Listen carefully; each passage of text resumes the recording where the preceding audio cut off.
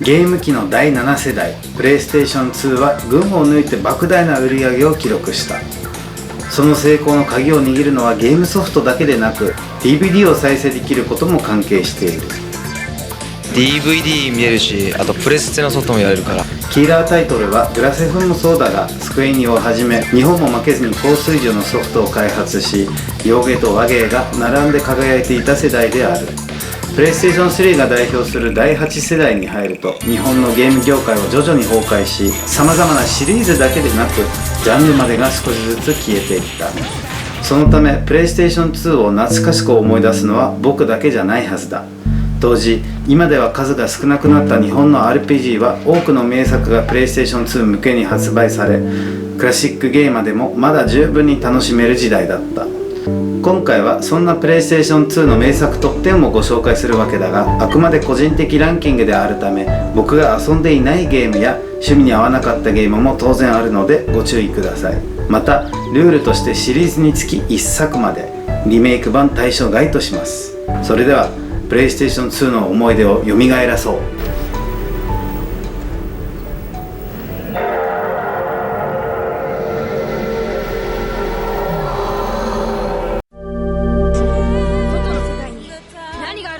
ダーククロニクルはゲームプレイではプレイステーション2最高のアクション RPG だと思う。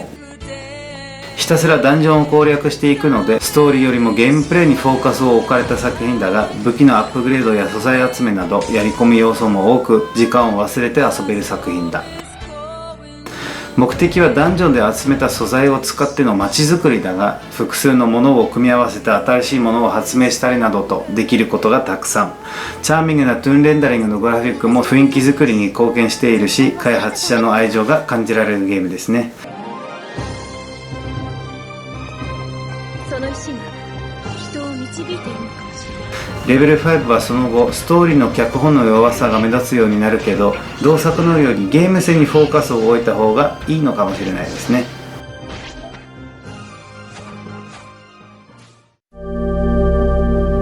動く日本画のような狼は古代日本の神秘性をゲームにしたような作品で、日本人なら一度遊んでほしいし、外国人にもぜひその美しさに触れてみてほしい。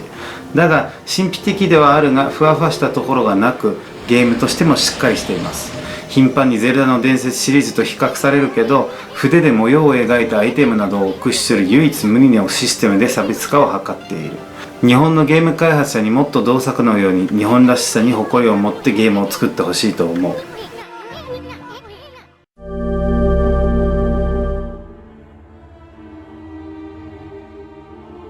神秘性あふれる世界観とプレイステーション2最高峰の映像美が楽しめる作品だが、どういうゲームなのかというと、ひたすらボスを倒していくゲームですね。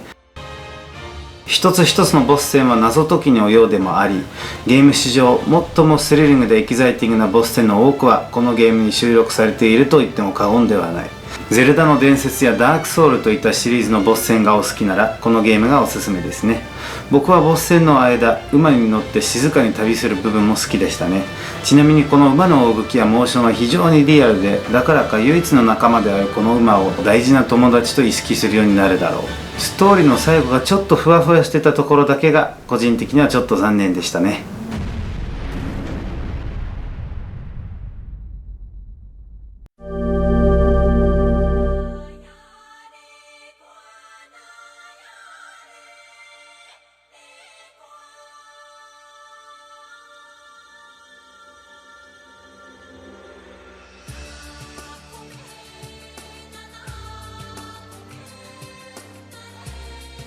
僕は幻想水湖伝シリーズの大ファンだが、初代プレステ時代の方が面白かったと思っているし、 3D グラフィックよりもドット絵の方が相性がいいような気もする。それでもプレイステーション2で最初に出た3はよくできた RPG で、物語が複数の主人公の視点からオムニバス形式で語られるのが特徴。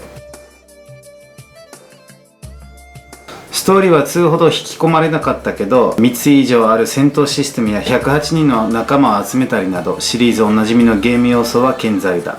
戦争がテーマのゲームを複数の視点から見ることができるので、本当の善悪とは何か深く考えさせられました。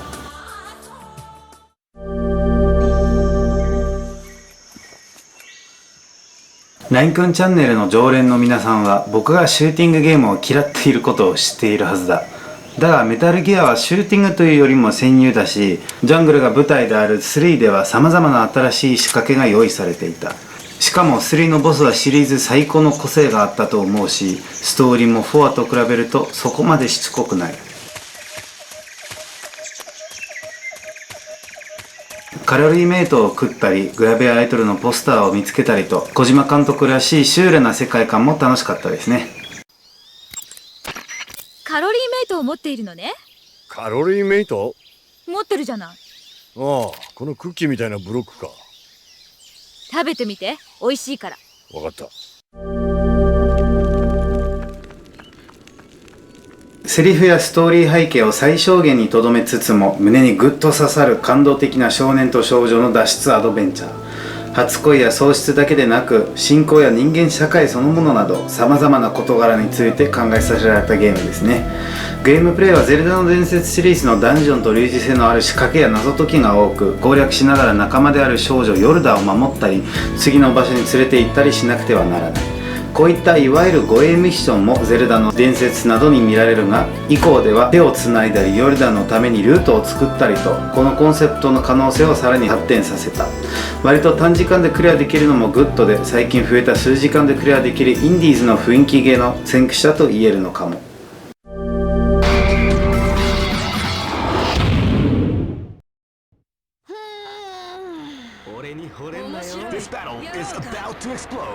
カプコン vs SNK2 は僕が最も大好きな格ゲーの一つだ。ドリームキャストとプレイステーション2で同時発売された同作は前作同様ストリートファイターシリーズとキングオブファイターズシリーズを中心にカプコンと SNK のキャラクターが戦うゲームだ。開発者がカプコンであるだけにゲーム性はストリートファイターよりだが SNK のキャラクターたちも丁寧に再現されています。グループシステムやチームの組み方など自分らしく戦える要素も楽しく、学生時代延々と友達と接戦を繰り広げたのが今となってはいい思い出ですね。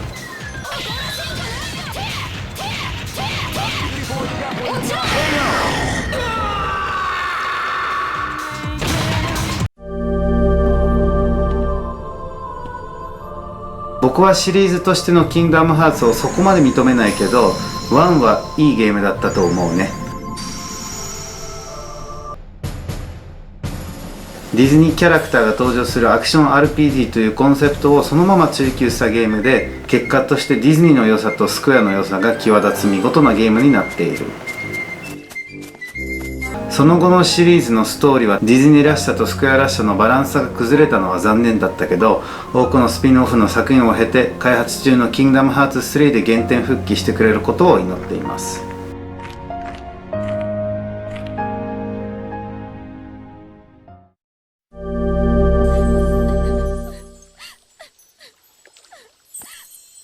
ゲーム史上これほど感動的なラブストーリーはあっただろうか。発売当時僕はユーナに恋しながらプレイしたのを覚えています。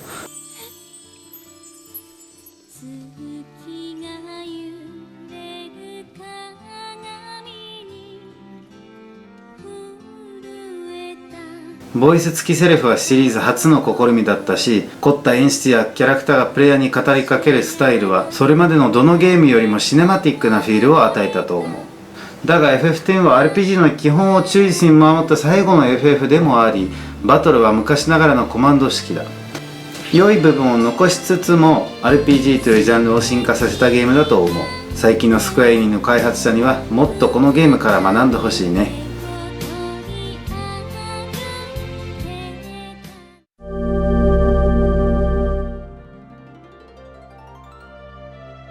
等身大のドラクエが遊べるようになったのは夢のようだったね。鳥山明のキャラクターデザインを忠実にトゥーンレンダリングで再現し、不思議な発見と思わず息を飲む絶景に満ちた世界を作ってくれたレベル5に脱帽したい。